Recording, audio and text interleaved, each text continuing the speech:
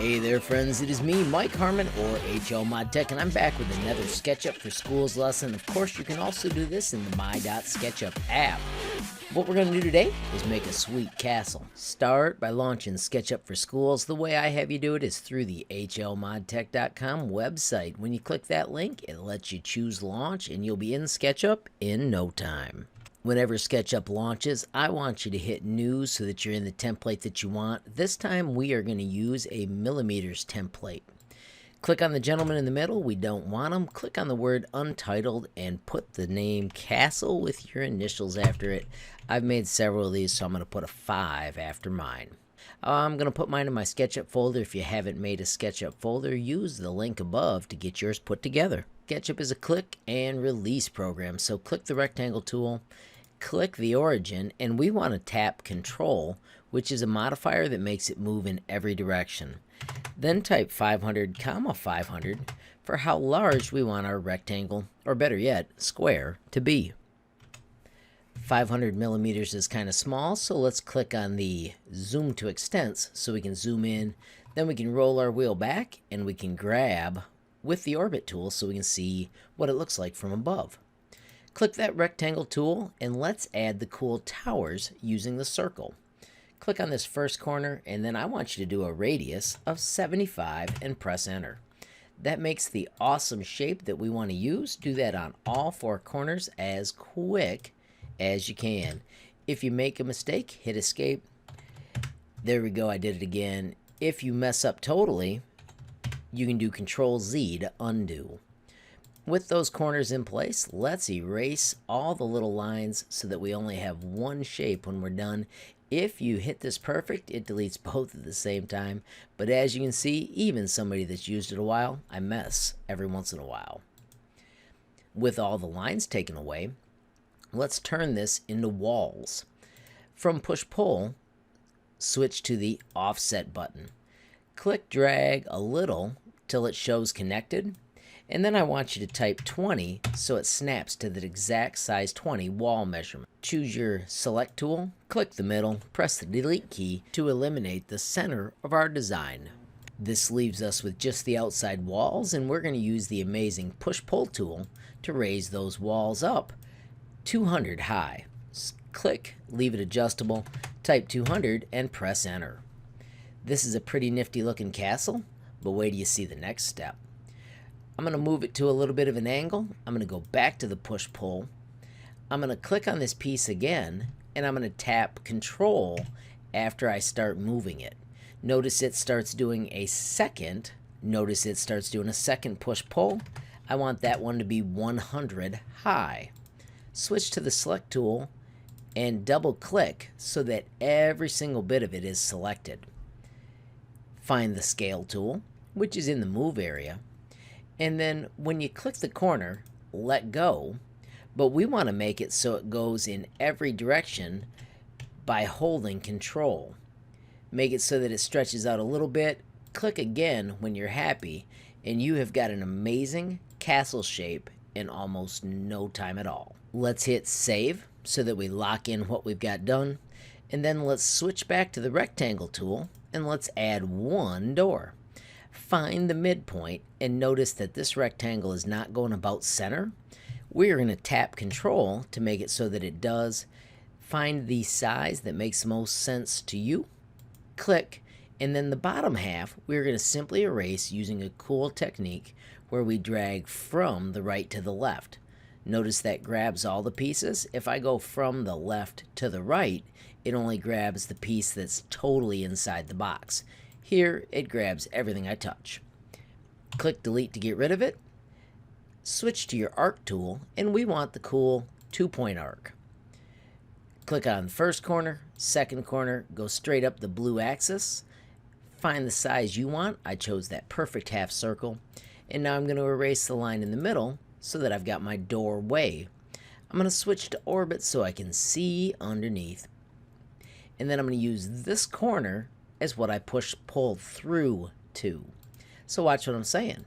When I click push-pull, see the red tip there? We're going to push, move the red tip all the way to Wackadoodleville, and then we're going to take it and we're going to touch that corner. That's called inferring, and it cuts it out perfectly. If we look at it from the top, that is pretty amazing. Let's hit save again and then practice one more amazing skill. Alright, this one is a fun one. Go back to your rectangle tool, scooch up to one of these corners, make sure you're not on the edge, move out a little and draw a relatively small rectangle. What we're going to do is we're going to make battlements, but we're going to do it in a real slick way. First, that one you just made, double click it so it's all selected, click right click and make it a component. We're going to put BM for battlement and we're going to tell it OK. With that component selected, switch to the move tool. We're going to move the far corner, but we're going to tap control so that we're moving a copy. And when you move across, just get close to that edge, click to set it down, and then without touching anything else, do divided by 4 and press enter. Notice it spaces them out exactly and puts the copies in between. If you mess up, just do it again. Once you have them in place though, check this out. Click one, hold down shift, click the rest. Hit M for move again. This is the shortcut for move. And we're going to put them on the other side of our project. Tap control so that it's making a copy.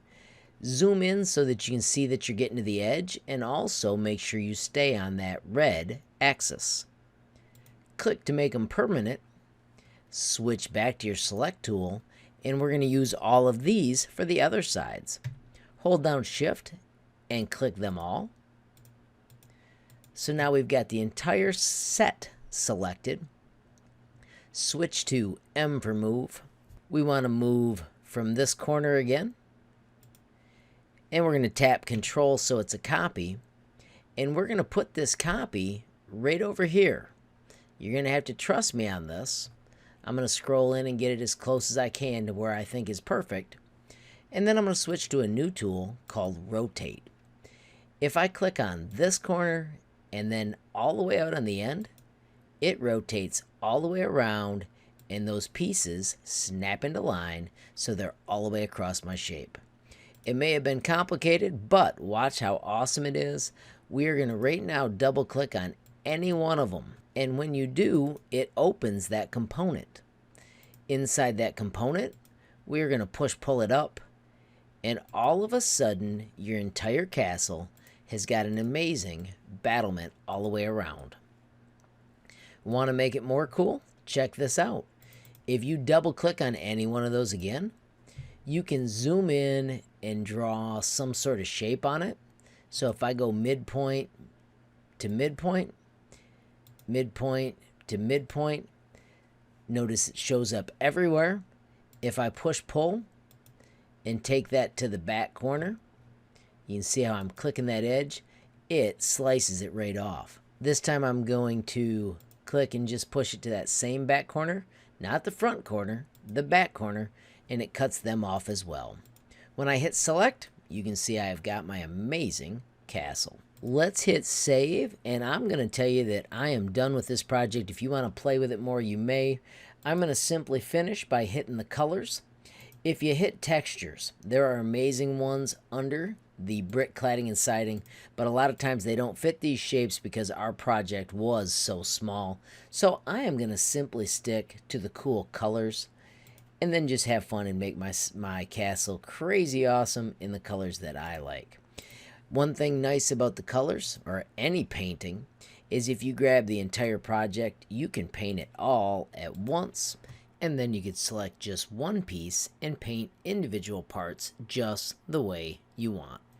So there I could go blue, yellow, blue, yellow, blue, yellow, just to make my castle as awesome as I wanted. You could add more windows, you could add more doors. You will struggle if you try and add things to the angled areas, but everywhere else is a ton of fun. I'm going to click save one more time, and I just want to thank you all for watching, and I hope you enjoyed this lesson.